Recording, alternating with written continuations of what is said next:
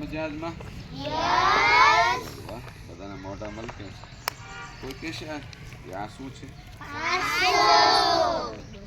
તો હવે નાના પાસાને બદલે આ મોટો એકદમ પાસો અમે બનાવ્યો છે. બાળકોને એમાં સહકાર છે, બાળકોએ પણ કોશિશ કરી છે. તો અહીંયા આજે કંઈક નવા ઓલા તરફ પ્રયાણ કરી છે. એ નવું શીખવું છે. આપણે સૌ કોશિશ કરીએ. તો અહીંયા આ જે પાસો છે ને, એમાં બાળકો બધી બાજુ કલરના નામ લખ્યા છે. તો આ બાજુ બ્લેક છે, આ બાજુ પિંક છે, આ બાજુ યલો છે ને? તમને દેખાય છે ને એમાં? આ બાજુ રેડ છે, દેખાય છે ને બેટા? હા, આ બાજુ ગ્રીન છે, દેખાય ને બેટા? અને બીજું અહીંયા પાછા અહીંયા પાછા નંબર આપ્યા છે. 1 અહીંયા 6 બેટા દેખાય ને બરાબર?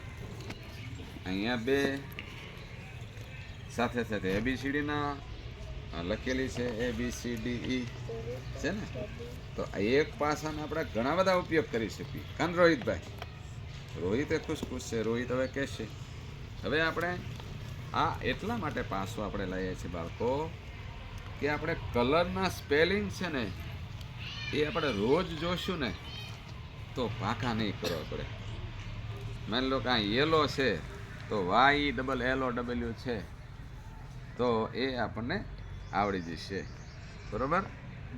તો એ સરસ રીતે થઈ જાય. માની લો કે અહીંયા ગ્રીન છે તો ગ્રીન પણ એ તમને GREEN ગોખવો નહીં પડે, લખવો નહીં પડે. રોજ આપણે રમશું તો આપણને આવડી જશે ને? તો એ રીતે કરી શકાય.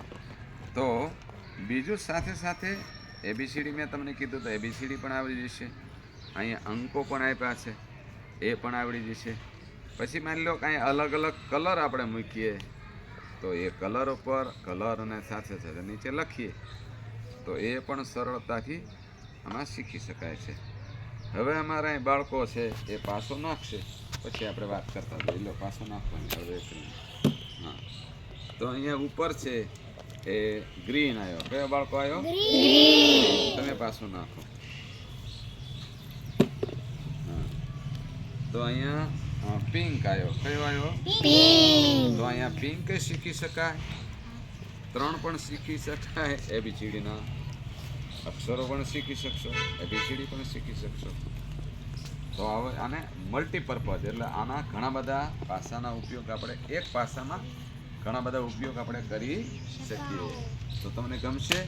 સરસ, વેરી ગુડ. તાલી બજાવો.